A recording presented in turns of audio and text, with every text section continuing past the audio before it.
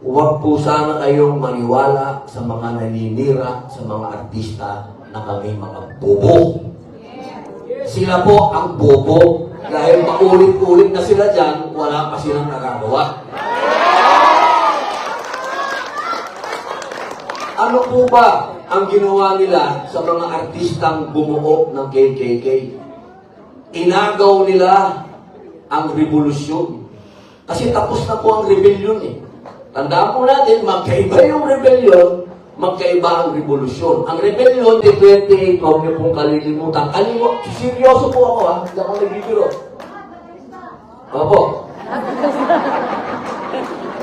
Huwag niyong kalimutan itong taon ito sa 2028. Ngayon, mabalik po tayo dito sa atin. Ang ganda nito, kalayaan, kinabukasan, kasaysayan. Sabi nga ng ating susunod na Pangulo, KKK. Diba? Yan ang tandaan po natin ha. Utang natin ang kalayaan natin sa KKK. Yun po yung katipunan.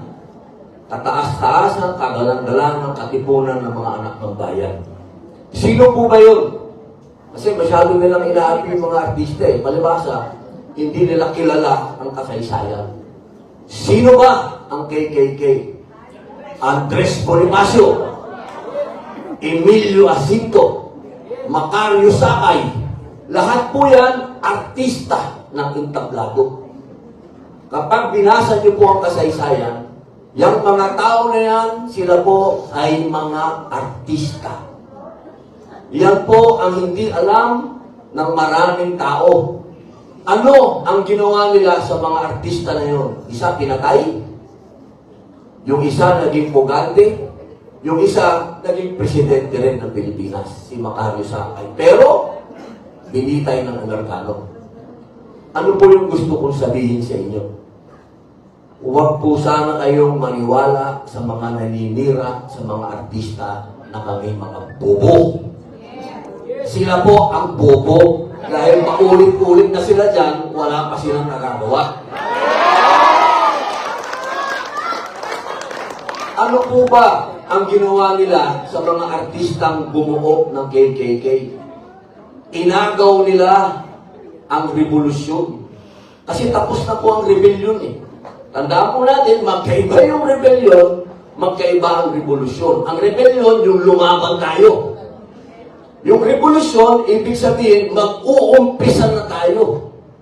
Nung mag-uumpisa na tayo, inagaw ng mga politiko ang revolusyon.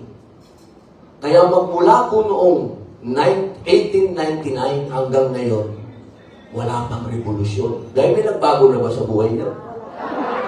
Wala pang nagbago sa akin. Pakatras na tayo eh. Pero ano ba ang revolusyon? Sisihan ba? Hindi po sisihan ng revolusyon. Dapat hope, pag-asa. Sino ang pag-asa? Ano yung nakikita natin? Gulo ba?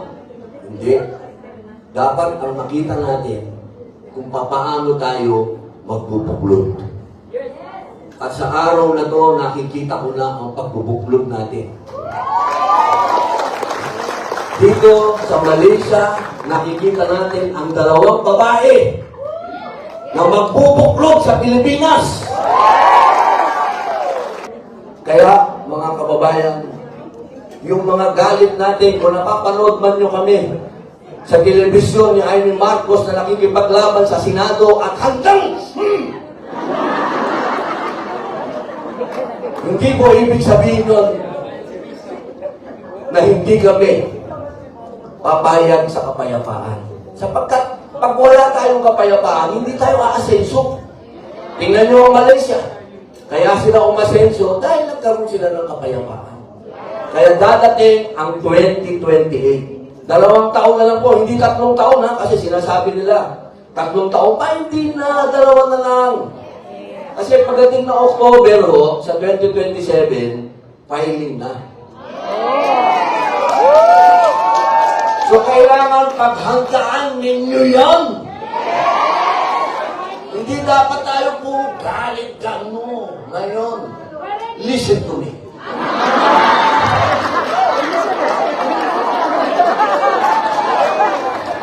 Friends, Filipinos and countrymen,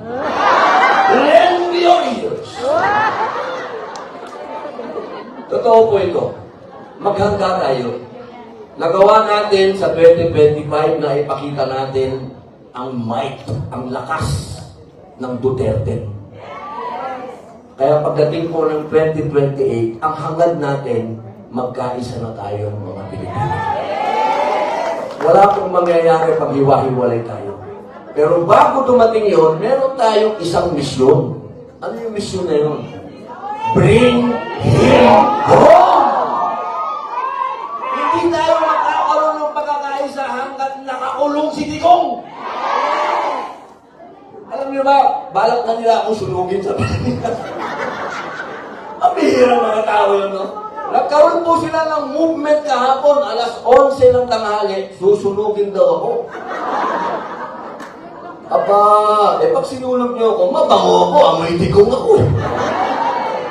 Alam niyo, yung mga taong saksakan ng mga yabang na yan, puro salita lang.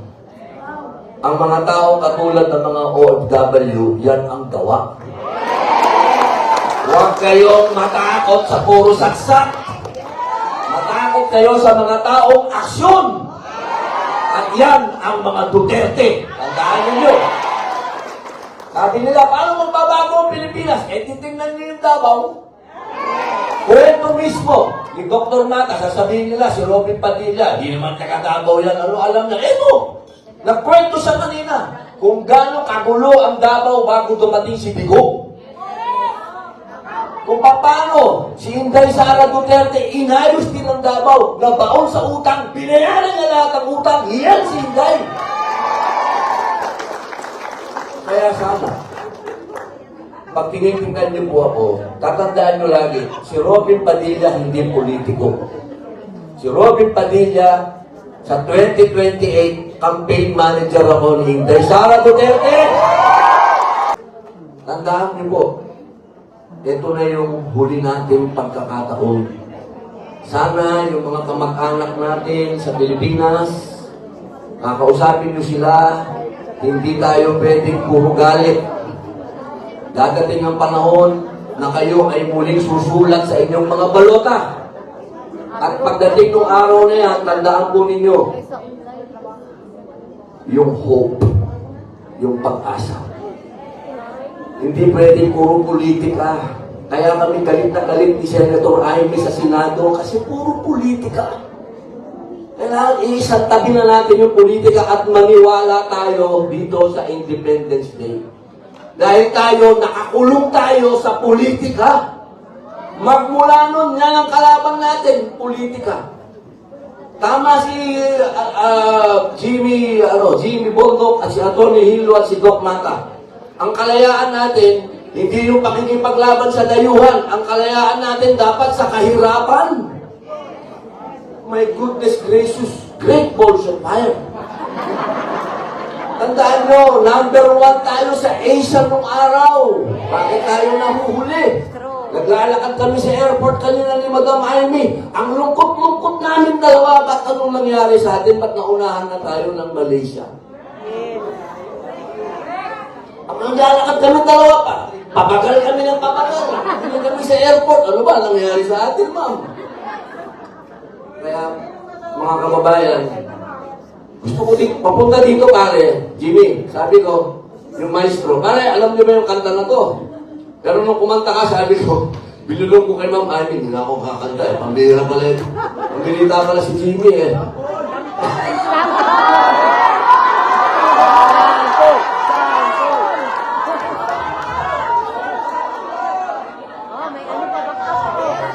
Sabi ko na, pare, sa haba-haba, dito sa buhok.